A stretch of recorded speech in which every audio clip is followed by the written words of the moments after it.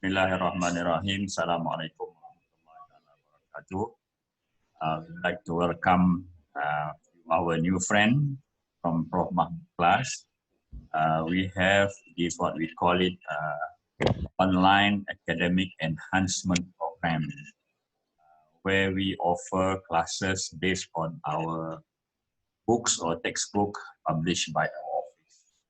So one of the book that we publish is Islamic Perspective on 20th Century in English Literature, written by Prof. Mahmud. This last week is the third lecture. However, we have some technical problem. So Prof.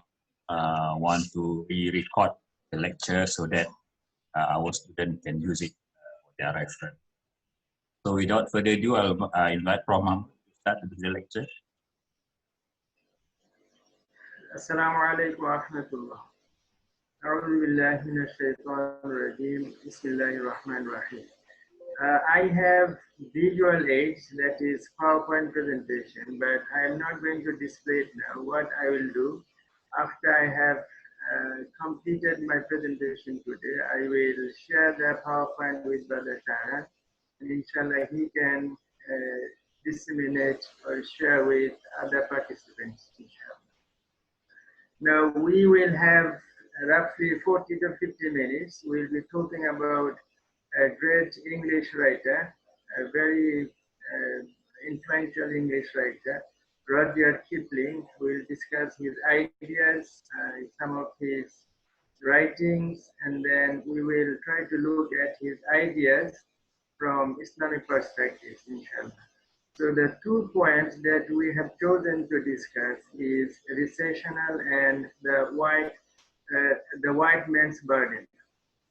So the poem Recessional was published in 1897, and the white man's burden was published in 1899. So there is a question of a period, like to which period do these two texts belong? Can we consider them 20th century literary texts, or they are Victorian? Because Queen Victoria came to the throne in 1837 and she died in 1901. So strictly speaking, this period, this tenure is called the Victorian period. But in literature, the boundaries between different periods are a bit blurred. Like we do not have very straight-cut boundary. That it began in a certain year and it ended in another year. We do not define literary periods in that way. We rather look at some characteristics of a period, and there are always differences of opinion, like when a particular literary period begins and when it ends. So when it comes to the Victorian period, we generally say the longer Victorian period, which began long before Queen Victoria came to the throne. At the same time, the Victorian period did not necessarily end with the death of Queen Victoria. It could be before her death or it could be after her death. So in that sense, we also say the longer 20th century. As we say the longer Victorian period, we also say the longer 20th century. That did not necessarily begin with the death of Queen Victoria, or did not necessarily end with year 2000. So one year that people generally say that the modern period, the modernist period, or 20th century literature began is year 1890. And there is one one book that many people believe that heralded the end of the Victorian period and the beginning of the 20th century. That book is Thomas Hardy's Test of the D'Urbervilles. That was published in 1891. So in that novel, Thomas Hardy uses a term. The term is the act of modernism, the pain of modernism. And many people believe that was the first time that the word modernism was used in a literary book in a meaningful way. And there are other opinions. Some people will say that the modern period perhaps began with the Education Act of 1870. Some other people will say if we take into consideration the status of women, that could have begun long ago with the Married Women's Property Act of 1882. And some other people would say that it actually began with Samuel Butler's book, The Way of All Flesh, where he went against the Victorian sentiment and many of the Victorian norms. So this is how I consider the two texts that we have chosen to discuss today as modern, as 20th century text. What are the features that we find in these two texts? The issues of race and colonialism are very much 20th century issues. In that sense, we consider the two texts that we have chosen for discussion today as 20th century English literary texts. Now, to begin with Rudyard Kipling, he was an Anglo-Indian writer. By Anglo-Indian, we mean a writer of English origin who was born or lived in India.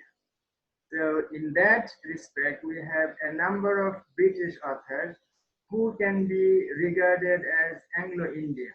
For example, the Victorian writer William Makepeace Thackeray, the writer of Vanity Fair, he was actually very influential in the Victorian period. He was considered second only to Charles Dickens, and he was born in British India. And then we have George Orwell, who was also born in British India. And we have some other writers who are not born in British India, but they lived in British India. For example, Mahmudul lived for more than a decade in British India. E.M. Forster lived in British India. Leonard Woolf lived in British India. So these are the authors who we can characterize, regard as Anglo-Indian writers. Now, Rudyard Kipling, he was born in Bombay in 65, and then he was in British India the first 6 years of his life. And he was looked after by a native maid, by Nani, and she spoke with him in Hindi. And later, Rudyard Kipling also learned Urdu. So what I have found, what I have seen is that Rudyard Kipling actually spoke Hindi and Urdu before he could speak English. And he, I think in his autobiography, he even said that he used to dream in Hindi. So this is how Rudyard Kipling actually had some kind of Indian upbringing, and that facilitated him to learn local languages, and then also learn later when he came back, he also was exposed to Indian cultural traditions. When he was 6 years old, he was sent back to England. This is what many colonizers used to do. They used to send their children back to England for them to be English, so that they could learn English manners and English customs. So Rudyard Kipling was sent to Portsmouth in South Sea, and he was living with a foster family. And that foster family actually used to run a care home, a babysitting home for children, for babies. And interestingly, Rudyard Kipling lived in South Sea for 6 years, and I myself also lived in the South Sea for 6 years when I was doing my PhD. And more interestingly, the Foster family with whom Rudyard Kipling lived was in Campbell Road in Chelsea. And I was living in a nearby road, which is only 2 minutes walk. So this is a very interesting similarity between Rudyard Kipling and myself. But he had a terrible experience with the Foster family because they actually mistreated him and even physically abused him. And he discusses those experiences in his poem, Baba Black Sheep, which is included in his book, Willy Willy Winky. Now, after then to United Services College, that was in Devon. And then when he was 16 years old, he came back to India as a young man, not like in his late teens. And then he lived in India from 1882 to 1889. So those 7 years are called the Kipling year in India. So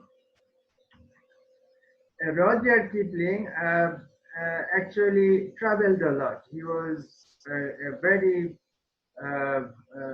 he traveled very widely. He lived in the USA, and then he lived in South Africa. He traveled to New Zealand, Australia, China, Japan, and some other British colonies.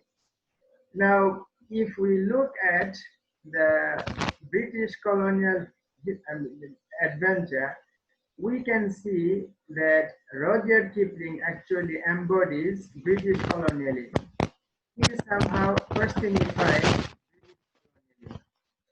how, when he was at the height of his literary reputation, that was also the height of British colonial adventure. That was the height of British colonialism. When he was losing his reputation, when he suffered, his reputation suffered terribly, that was also the time of the decline of British colonialism. In that sense, we can say that Rudyard Kipling, he embodied British colonialism. In other words, at the height of his literary reputation, British colonialism was at its height. And when British colonialism was losing, that was also the decline of Rudyard Kipling's literary reputation. Now, we disagree with many of his ideas, which were racist and imperialist, but we cannot neglect him as a writer. We have a 20th-century poet, W.H. Auden, in memory of W.H. He said, "Time worships language and forgives Prof, everything." I unmute you for a while. There's some disturbance. Okay. Just give me 1 minute. Let me just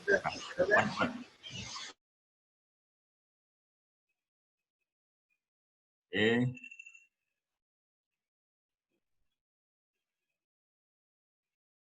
Okay, Prof, please unmute again. Some noise from the side. I don't know where it's come from.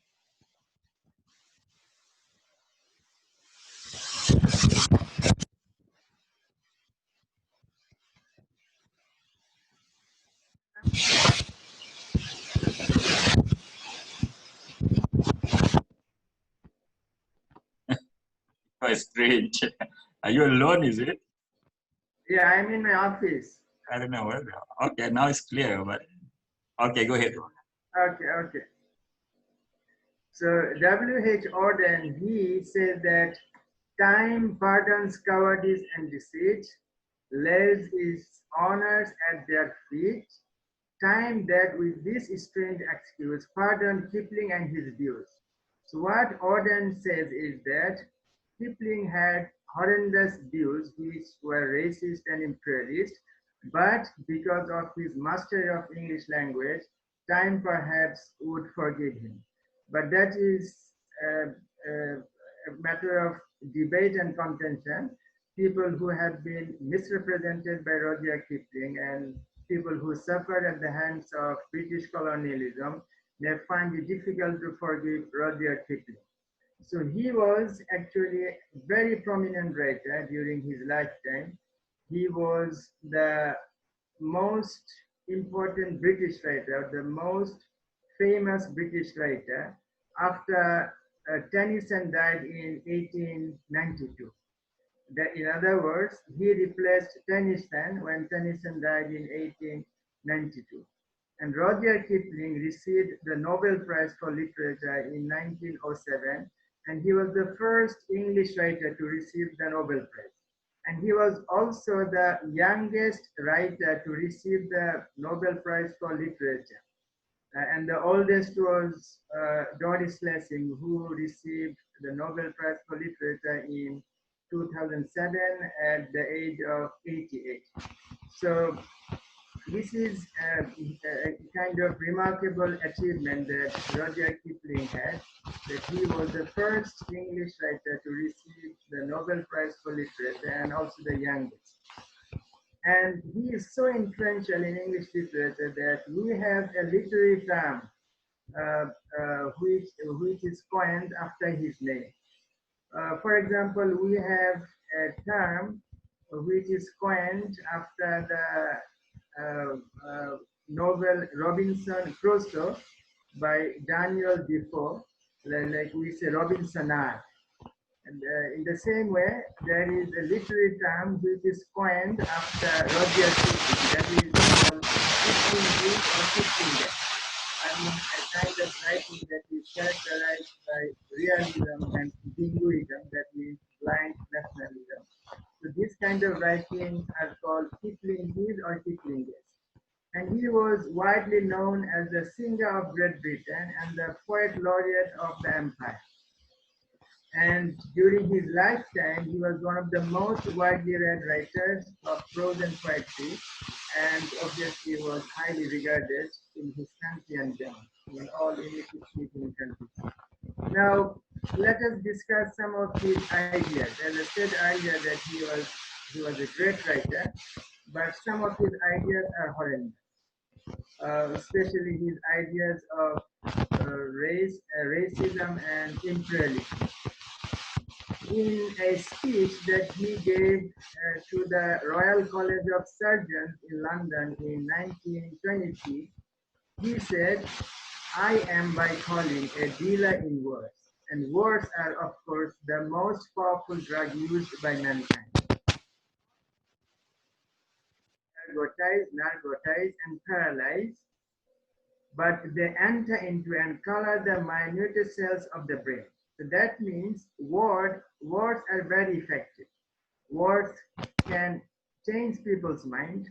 Words can discolor people's brain. And unfortunately, some of his words were not very helpful in terms of educating people, in terms of guiding people, but they actually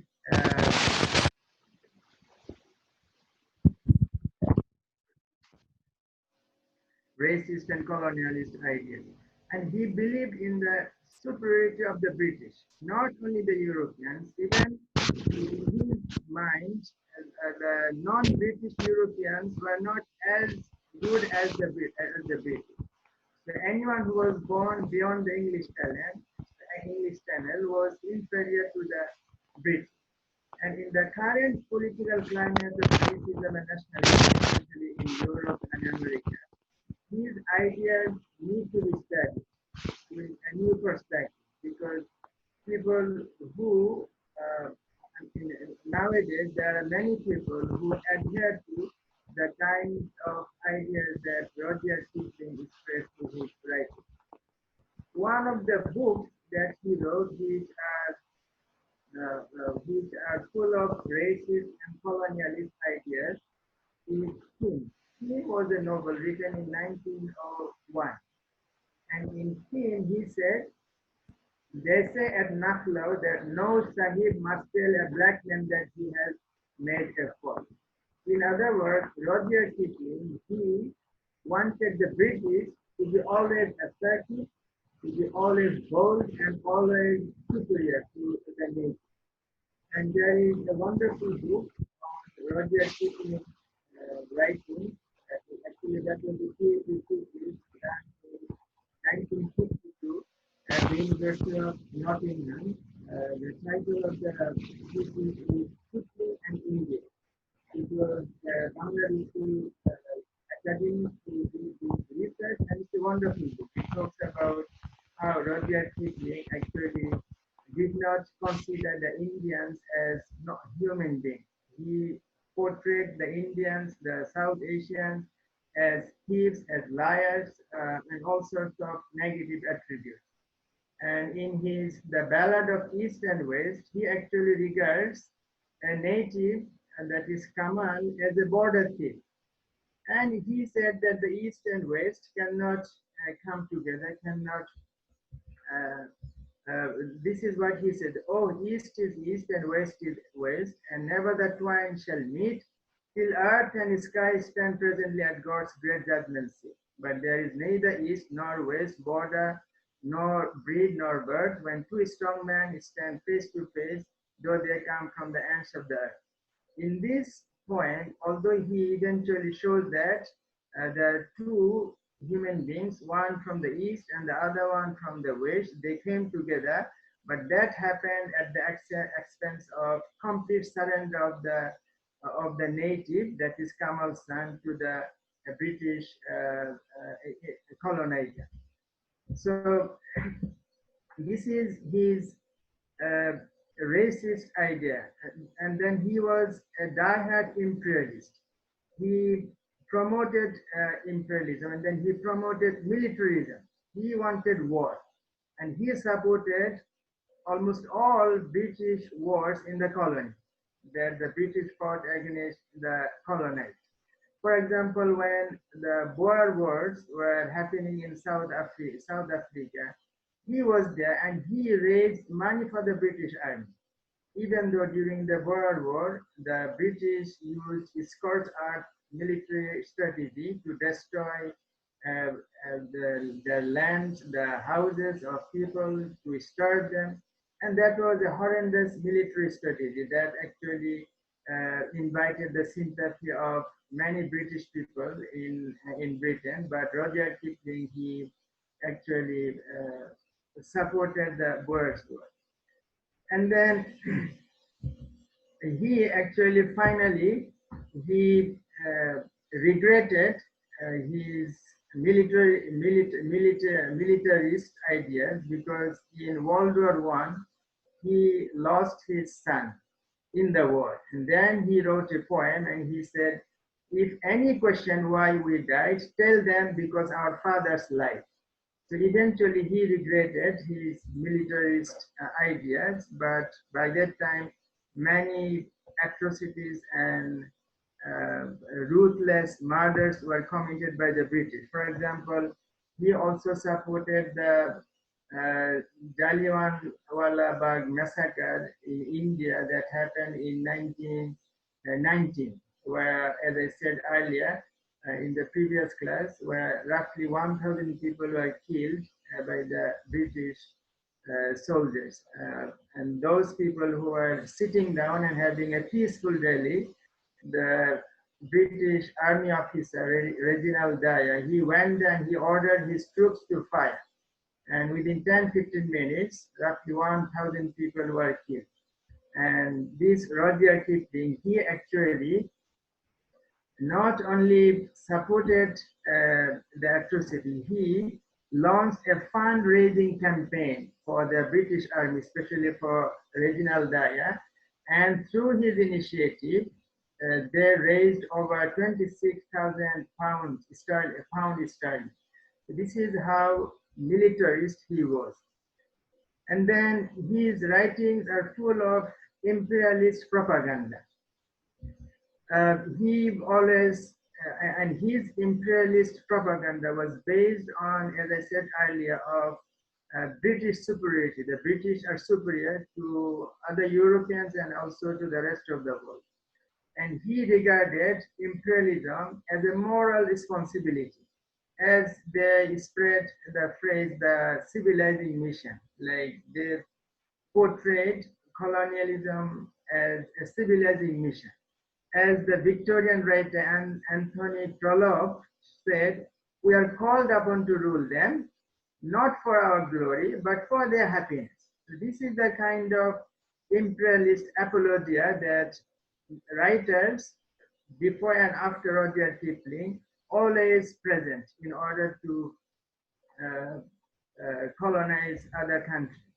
And when we teach a writer like Rudyard Kipling and when we discuss his racist and imperialist ideas, we need to actually tell our students we need to make our students familiar with some technical terms like social Darwinism. Social Darwinism suggests that in society there will be clashes between different groups of people, but the superior, biologically superior people will survive. So the imperialists, they promoted this idea, social Darwinism. They also promoted idea which we now call biological determinism or biological essentialism. They believe that there are some differences between people of different genes, people of different biology. Like people in Europe, they have one gene, and people in Africa have a different gene, and that influences their actions and how they live. And then another idea that uh, promotes colonialism is white supremacism, that the white people are racially superior to others, and that's why they need to dominate society. And previously, colonialism was actually promoted by Christianity. The Christian missionaries, they went to different parts of the world and they Christianized people so that people become supportive of British colonialism, British and other European colonialism. And Christianity in the past used to associate black with sin and devil, and white with purity.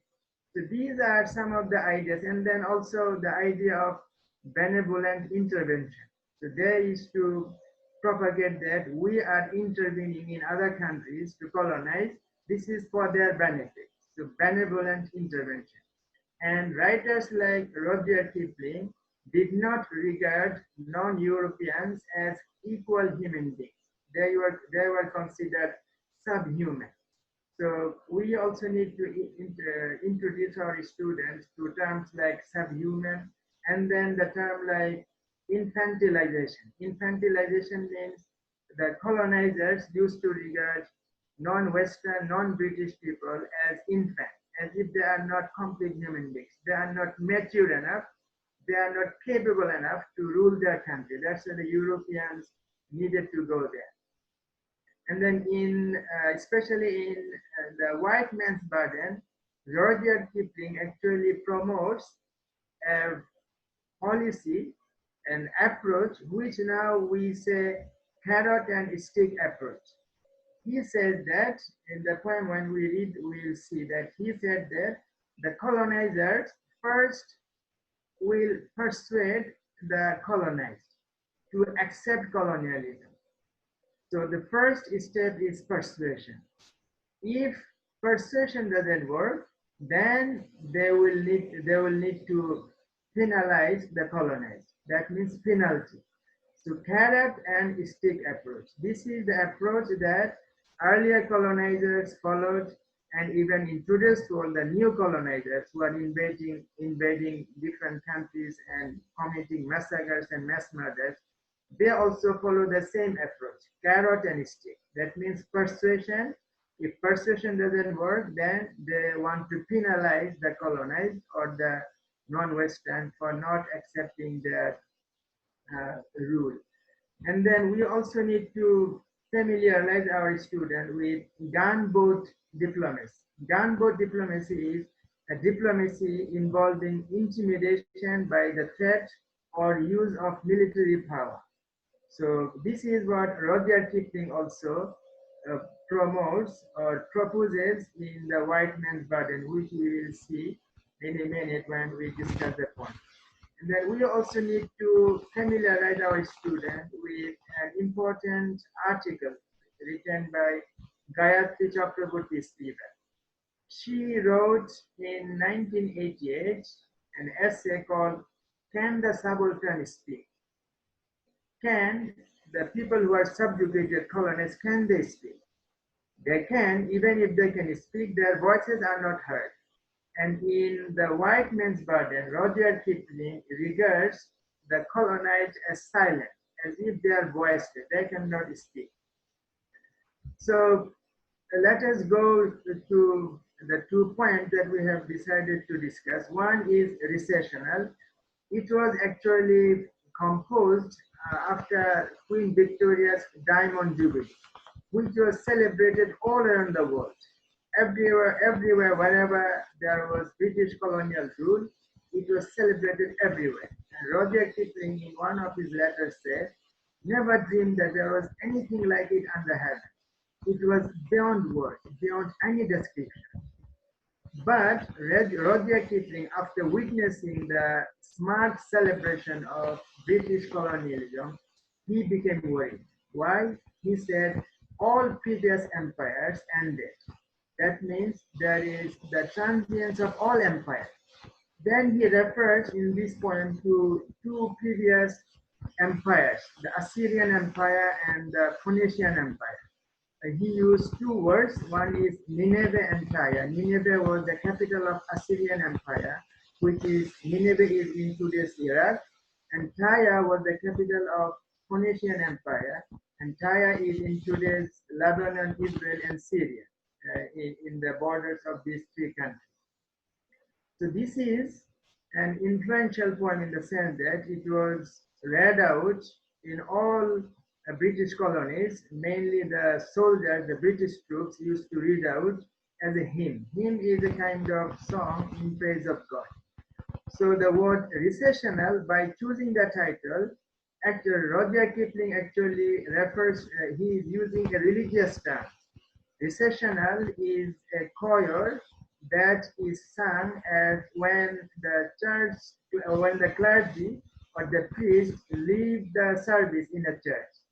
So by using the word recessional, he is actually saying that perhaps after this diamond jubilee of Queen Victoria, perhaps we are going to face a decline in British colonialism. That's why he prayed to God through this poem, so that God perpetuates British colonial rule, so that British colonial rule does not end like unlike all other previous colonial rule.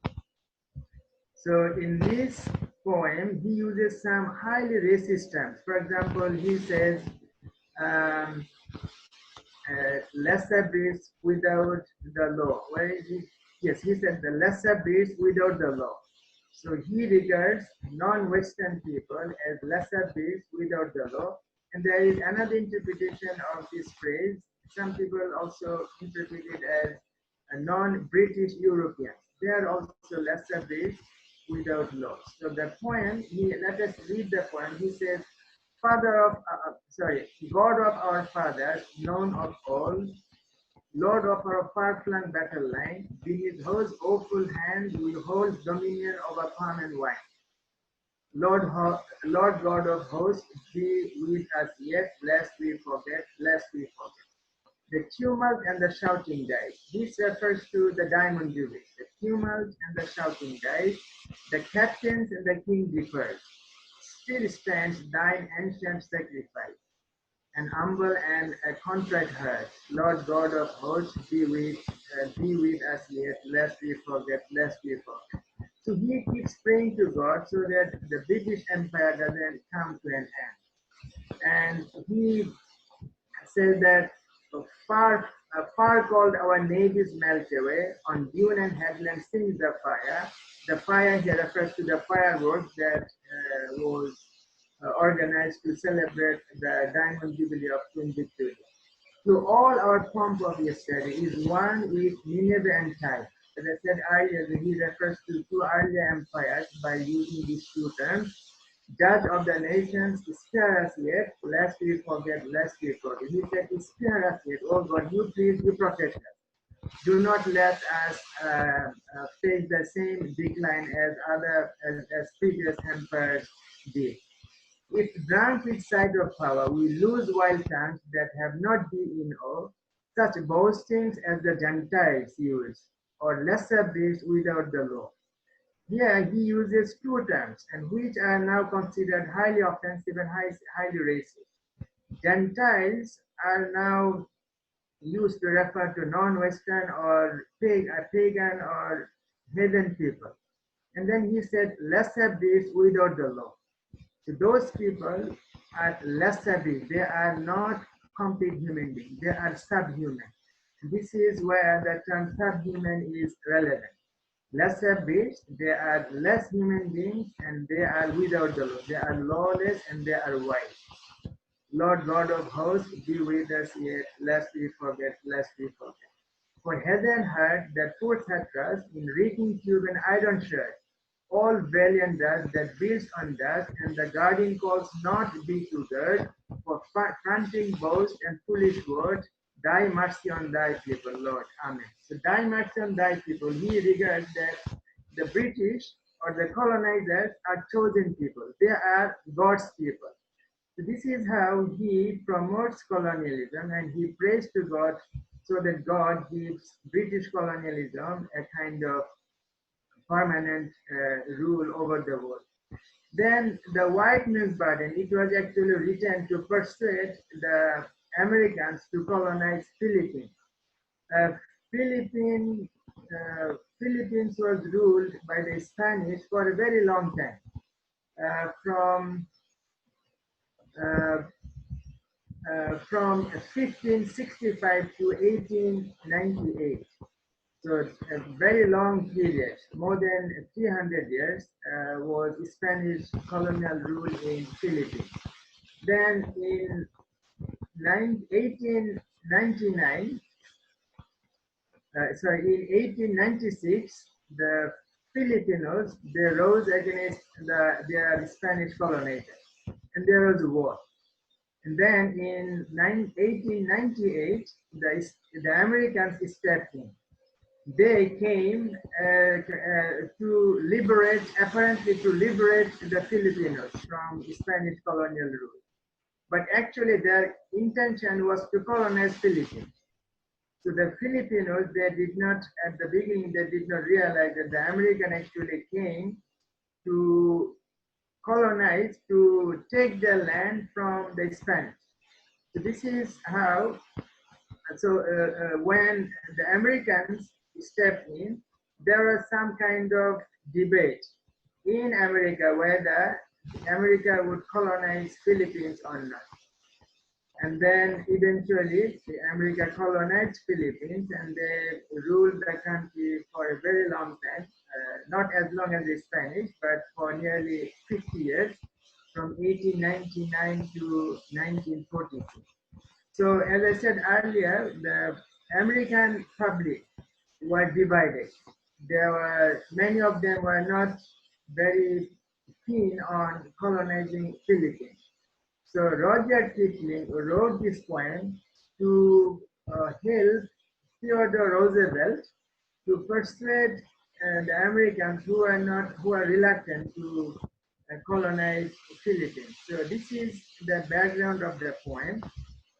And in the poem, Roger Kipling again uses some highly racist and offensive terms to describe non-Western people or the colonists. For example, he says, take up the white man's burden, stand forth the best you breed, go bind your sons to exile, to serve their captives' needs. So he portrays colonialism as kind of benevolence, as kind of civilization, as kind of for the benefit of those you have conquered, you have taken from the Spanish.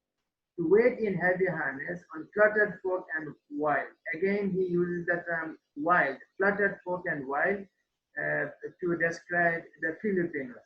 And then he said, your new-caught sullen peoples, half devil and half child. So he regards the Filipinos as sullen people, slow and sluggish, and half devil. They are half devil and they are half child. They are not even complete human beings. They are half child. And then he said, take up the white man's burden, impatience to avoid, to veil the threat of terror. This is how most colonizers in the past used the term terror. They regarded the natives or the colonized as terrorists, that we are there to veil the threat of terror, to obliterate the threat of terror, and take the show of pride by open speech and simple. This is how he is trying to use a persuasive language, that we will colonize them by open speech and simple, and 100 times made plain. We will explain it to them again and again that we are there for their profit and for their benefit. If persuasion doesn't work, then he goes for stick, that is military force. He says the savage wars of peace. That if persuasion doesn't work, then we'll need to launch war against the colonized. Fill full the mouth of famine. That is a complete lie. That he said that we are there to feed them. But actually, whenever European colonizers were there, especially with regard to British colonizers, they caused man-made famine, especially in British India. Their estimation ranged from 35 million to 65 million people died during British colonial rule in South Asia because of man-made famine. And the most widely discussed famine was the famine in Bengal during the Second World War. So this is how Rudyard Kipling, he portrays colonial rule as some kind of benevolent intervention. And then he says that, but take up the white man's burden, no total rule of king. He said, if you want to colonize, you need to work hard. It's not some kind of indecent rule that you can do there. You need to work hard, but toil of serf and sweeper. The tale of common things, the posts ye shall not enter, the roads ye shall not tread, go mark them with your living. This is actually a colonial policy that all the colonies were a site of employment for the colonizers. In British India, many British people came to work. That was the source of their living. So he said that you go there and you work there, and that is the source of your employment. So this is how he persuaded the Americans to go and colonize Philippines, and eventually the American actually went there and colonized Philippines and ruled the country until 1946. Now, to conclude, we see that although Rudyard Kipling was a great writer, he was a great storyteller, but he was, I mean, his perspective was limited by British colonialism. He was a great writer, and British colonialism was a positive force for him in the sense that it motivated him to write, but it was a negative force for him in the sense that it limited his perspective. He couldn't see from the perspective of the colonized. Now, there was a question in our earlier session when we were discussing Rudyard Kipling. What about the current intellectual tradition in Britain? Are there writers like Rudyard Kipling who promote imperialism and colonialism? Yes, there are. Previously, those kind of writers were not very dominant, but with the rise of nationalism and racism in Europe and America, those kind of writers are now becoming more and more dominant. For example, we have Lawrence James, who wrote Raj, The Making and Unmaking of British India, published in 1997. Then we have Niall Ferguson, who wrote Empire, How Britain Made the Modern World. That was published in 2002. So these kind of writers, they still propagate and they still promote colonial rule in the sense that they say colonizers did many good things in the colony. For example, Niall Ferguson, he said British actually made the modern world. And they often refer to the railway network that the British actually set up in India. And we have a writer, his name is Mulkraj Anand, who wrote a book in 1942. The title of the book is Letters on India. And this is a very important book. I suggest all, if you can, please read this book. In this book, Mulkraj Anand said, the village was connected by road and rail to the town, and the town to the seaport, and the seaport by stamp ship to other continents, so that the grain that was grown in my village was sold in London, Berlin, Paris, and New York. So Mulkraj Anand said that this kind of railway network was established not for the benefit of the local people, rather to take resources away from the colony. And we have Shashi Tharoor, a contemporary Indian writer who was actually a diplomat. He is a diplomat turned politician. Now he is a political leader in India and also a great novelist. He wrote a book titled An Era of Darkness. So he regards British colonialism in India as an era of darkness. And he says that before the British came to India, India had 23rd% of world GDP, of the world's economy. And when the British left India, that came down to 4% only. So from 23% of world economy to 4%.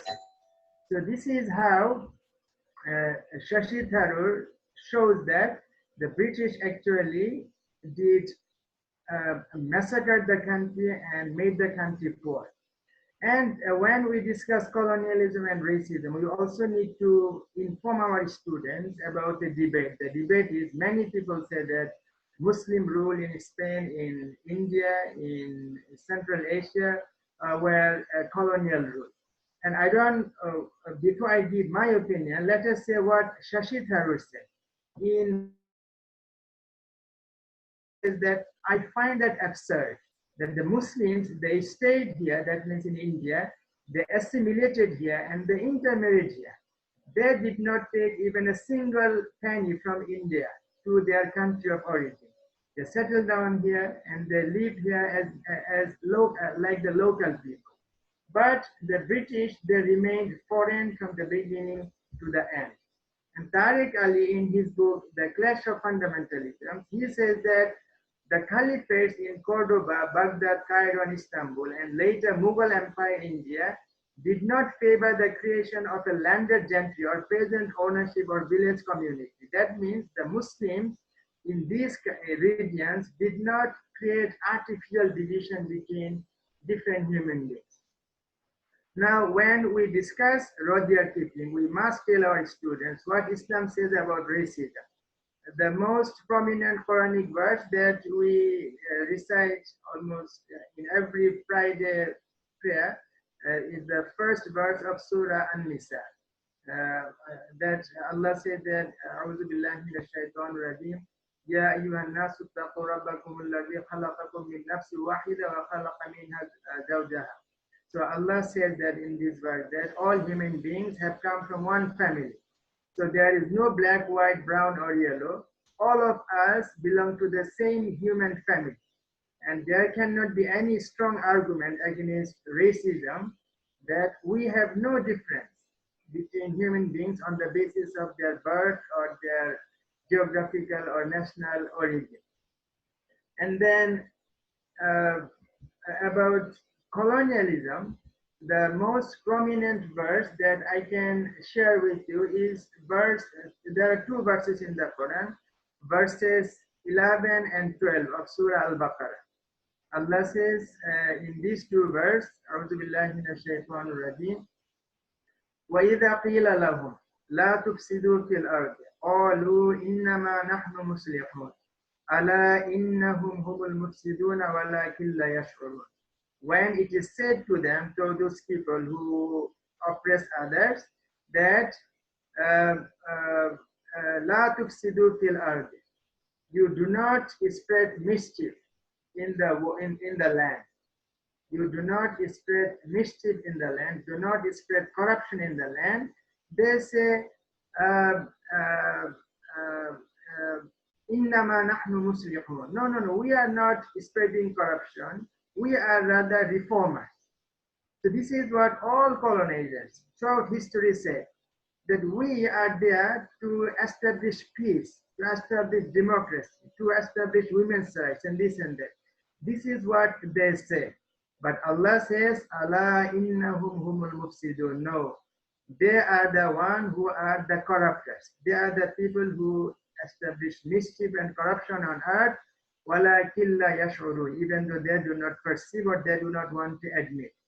So this is what Allah says. In other words, Allah subhanahu wa ta'ala in these two verses says that this is how people oppress others. They do not say that we are here to oppress and persecute and torture people. Rather, they wear a mask of benevolent intervention, as it was the case with the European colonizers.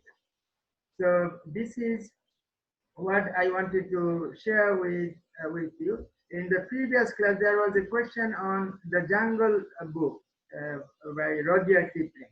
I don't see any problem in teaching the Jungle book to our children or to our students. There are many good stories, and but in other words, Jungle Book is not a book where Rudyard Kipling's colonialist or racist ideas are very prominent or manifest.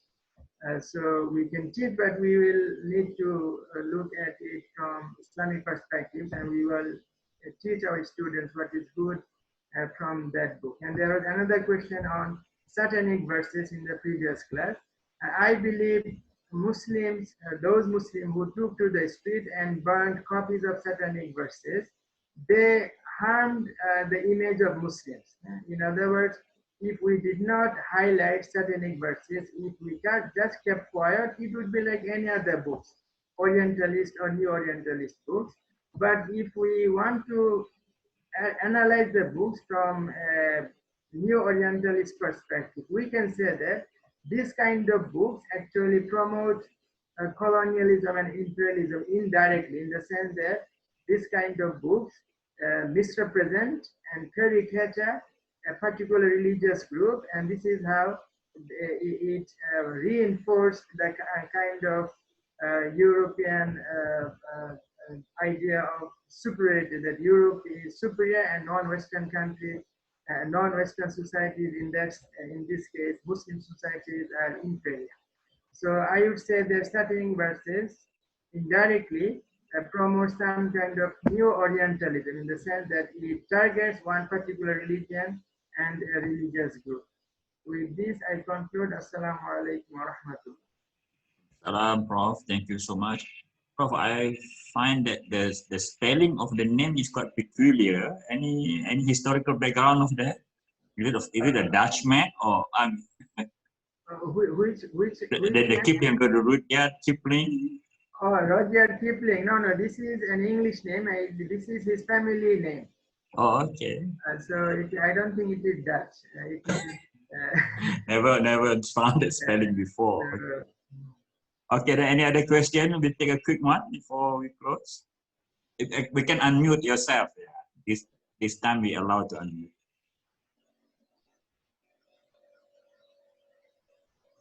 Okay then.